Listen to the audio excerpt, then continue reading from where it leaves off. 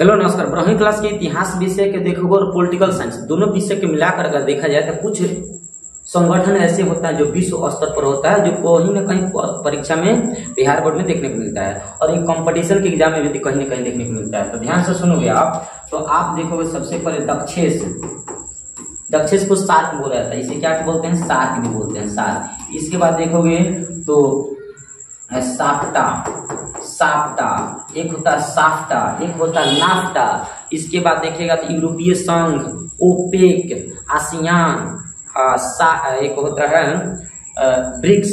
ये सब ऐसे संगठन होता है जो कहीं न कहीं परीक्षा में देखने को मिलता है। इन सभी संगठनों को हम इस वीडियो में बताने वाले हैं। ये वीडियो दो प्रकार का होगा, एक संगठन वाला होगा, इसमें सार्क, साफ्टा, नाफ्टा, इन चारों को बताया जाएगा। इसके बाद जो वीडियो आएगा उसमें ओपेक, यूरोपीय संघ और आसियान और ब्रिक्स, इन चारों संगठनों को बताकर खत्म कर दिया जाएगा।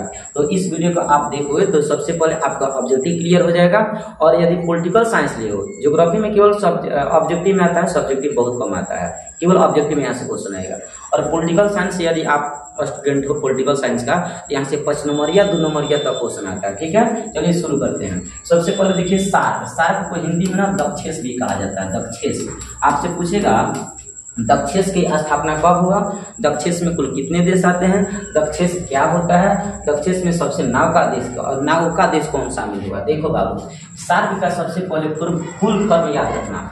सार्क यस से होता south Asia association regional corporation for regional corporation होता है, south Asia association for regional corporation. और इसका हिंदी में पूरा नाम होता है दक्षिण एशियाई क्षेत्रीय सहयोग संगठन है, इसका पूरा नाम हो गया। यह दक्षिण एशिया के देशों का एक संगठन है, मतलब दक्षिण एशिया के देशों का संगठन होता है, जिसका उद्देश्य होता है क्षेत्रीय सहयोग को बढ़ावा देना और सदस्य देशों के बीच आर्थिक, सामाजिक, सांस्कृतिक और वैज्ञानिक क्षेत्रों में सहयोग प्रोत्साहित करना। इसमें कुल 8 देश आता है। ऑब्जेक्टिव पूछेगा सार्क देश में, सार्क संगठन में कुल कितने देश आता है, तो आप बताओगे 8 देश आता है। कौन कौन आता है आप यहाँ फिगर में देख सकते हो। कौन कौन आता है सुनो, नाम भी यहाँ लिखा हुआ है।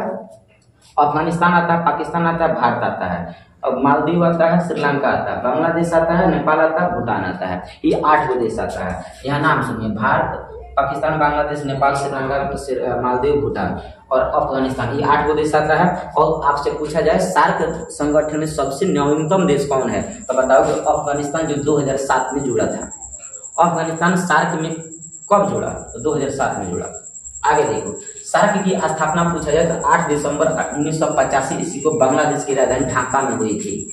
आपसे पूछा जाए सार्क की या दक्षेश की स्थापना कब हुआ, तो 8 दिसंबर 1985 ईस्वी में बांग्लादेश की राजधानी ढाका में हुआ था, लेकिन उसका मुख्यालय बनाया गया काठमांडू में। नेपाल की राजधानी काठमांडू में इसका मुख्यालय है, स्थापना हुआ था ढाका में, मुख्यालय बनाया गया। सार्क की राजधानी, सार्क का मुख्यालय नेपाल की राजधानी काठमांडू में मुख्यालय बनाया गया था। इसका उद्देश्य होता है सदस्य देशों के बीच शांति स्थिरता को बढ़ावा देना। सार्क का उद्देश्य क्या है, मोटो क्या है, लक्ष्य क्या है कि आसपास के जितने भी देश हैं, भारतीय देश या फिर दक्षिण एशियाई देश में जितने भी देश आते हैं, उन सबको उन सभी व्यापारों को बढ़ावा देना व्यापार को, आर्थिक विकास और व्यापार को प्रोत्साहन करना, सांस्कृतिक आदान प्रदान को बढ़ावा देना, गरीबी उन्मूलन और सामाजिक कल्याण के लिए कार्य करना, ये सब उसका उद्देश्य होता है। इसके बाद देखिए साफ्टा क्या होता है। साफ्टा आपसे परीक्षा में पूछेगा, साफ्टा क्या होता है। साफ्टा एक होता साफ्टा, एक होता साफ्टा, दोनों अलग अलग होता है। ध्यान से सुनो, सबसे पहले याद रखना साफ्टा का फुल फॉर्म होता है south Asia preference treaty, trading बोलना, ट्रेडिंग होता है, ट्रेडिंग एग्रीमेंट। क्या होता है full form, south ASEAN prefer, इसे पढ़ोगे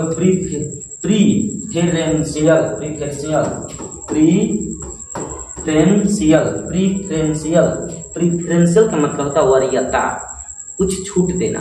प्रीफरेंशियल का मतलब क्या होता है, वरीयता। ट्रेडिंग मतलब व्यापार, एग्रीमेंट मतलब समझौता, हिंदी में कहोगे दक्षिण एशियाई वरीयता व्यापार समझौता, लिख लेना, इसका पूरा नाम होता है।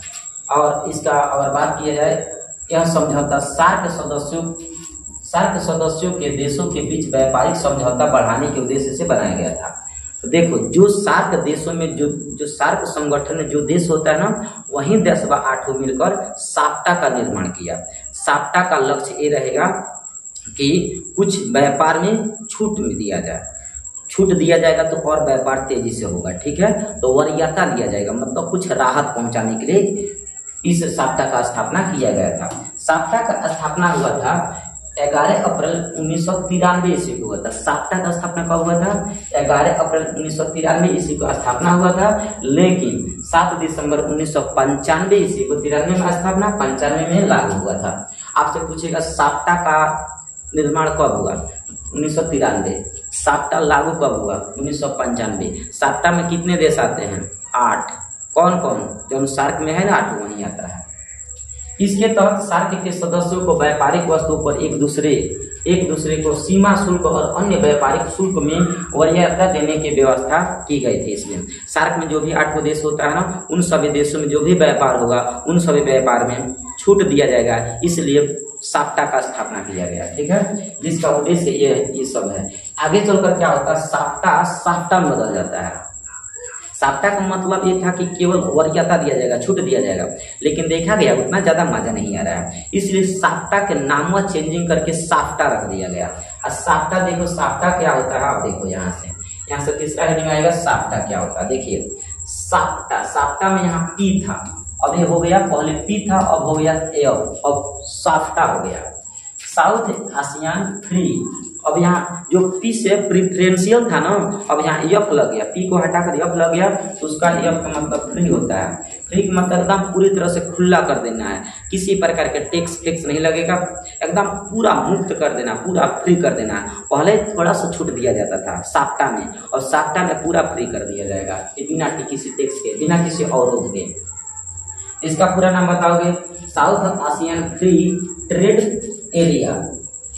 सार्क देशों के बीच मुक्त व्यापार को बढ़ावा देने के उद्देश्य से इसका निर्माण किया गया था। इसका मुख्य उद्देश्य होता है सदस्य देशों के बीच व्यापारिक बाधाओं को हटाकर व्यापार को सुगम बनाना और आर्थिक सहयोग को बढ़ावा देना, इसका मुख्य कारण होता है। साप्टा पूरी तरह से मुक्त कर देगा व्यापार को। इसका स्थापना हुआ था 6 जनवरी 1904 ईस्वी को। साप्टा का निर्माण कब हुआ था?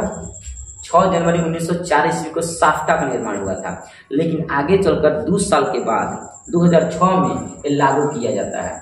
साप्टा का निर्माण कब हुआ था? 2004 में इस्लामाबाद, पाकिस्तान की राजधानी इस्लामाबाद में निर्माण हुआ था साप्टा का, लेकिन लागू हुआ साप्टा का 2004 में क्या हुआ? सिग्नेचर कर दिया गया, सिग्नेचर कर दिया इस्लामाबाद, पाकिस्तान की राजधानी इस्लामाबाद में सिग्नेचर कर दिया गया 8 देशों के द्वारा। लेकिन इसका जो समझौता करके लागू करना था ना, वो 2006 में लागू हुआ, 1 जनवरी 2006 में लागू हुआ। आपसे क्वेश्चन पूछेगा ऑब्जेक्टिव में, साप्टा का निर्माण कब हुआ? तो 2004 में। सिग्नेचर कब हुआ? 2004 में। लागू कब हुआ तो बता देना, 2006 में लागू हुआ। तो ये सब फरिया के याद कर लेना। साप्टा का उद्देश्य है सदस्य देशों के बीच व्यापार में वरीयता देना, वरीयता मतलब कुछ छूट देना, क्षेत्रीय व्यापार को बढ़ावा देना, और यहाँ वरीयता के साथ साथ कह देना पूरी तरह से मुक्त कर देना व्यापार को, शुल्क दरों को कम करना और अन्य व्यापारिक बाधाओं को दूर करना, और सदस्य देशों के आर्थिक विकास में सहयोग करना। अगर आपके देश के आसपास किसी देश में किसी प्रकार के व्यापार में बढ़ावा नहीं आ रहा है तो उसको थोड़ा सा सहयोग दो, इसका मुख्य उद्देश्य है। और साप्टा में वही देश है जो 8 उसमें था। साप्टा में वही देश है जो सार्क में देश था, तो 8 इसमें भी याद रखना। अब इसके बाद आओ नाफ्टा क्या होता है, ध्यान से सुनो। अभी तक ये समझा सार्क क्या है, साप्टा क्या है, साफ्टा क्या है, स्थापना मुख्यालय सब समझ लेना, ठीक है। नाफ्टा क्या होता है? देखिए नाफ्टा क्या होता है, देखा देखी जब साप्टा का निर्माण हुआ था ना, साप्टा का, तो देखा देखी चोरी अमेरिका नाफ्टा का निर्माण कर लिया। नाफ्टा, ध्यान से सुनो, साप्टा का निर्माण भारत के द्वारा हुआ था, भारत के सदस्य देशों के द्वारा हुआ था साप्टा 1993 में, लेकिन अमेरिका सोचा देखा देखी मतलब ना लबर देख देख के वो काम करता रहा, तो अमेरिका क्या किया? नाफ्टा का निर्माण किया। नाफ्टा का फुल फॉर्म होता है north American free trade agreement, उत्तरी अमेरिका मुक्त व्यापार समझौता, नाफ्टा का फुल फॉर्म होता है। यह एक व्यापारिक समझौता था जो संयुक्त राज्य अमेरिका, यूएसए, कनाडा और मैक्सिको के बीच 1 जनवरी 1994 ईस्वी को लागू हुआ था। नाफ्टा में पूछा जाए नाफ्टा में कुल कितने देश हैं तो बताओगे 3 गो, कनाडा, अमेरिका और मैक्सिको। कनाडा, अमेरिका और मैक्सिको, और इन तीनों में नियम लागू होगा और अच्छा से व्यापार होने लगा। इसका मूल मकसद था कि आसपास के व्यापारों को बढ़ावा देना, मूल मकसद था। नाफ्टा का देखो यही सदस्य देश है। इसका उद्देश्य यही है कि आसपास के क्षेत्रीय लोगों को बढ़ावा देना, व्यापार में थोड़ा वरीयता देना, मुक्त कर देना। आप यहाँ पढ़ सकते हो, उद्देश्य सेम होता है। नाफ्टा का लाभ ये हुआ कि जब नाफ्टा का निर्माण हो जाता है ना तो अमेरिका के बहुत ज्यादा लाभ होता है, अमेरिका को बहुत ज्यादा लाभ होता है, बहुत ज्यादा व्यापार होने लगता है अमेरिका में।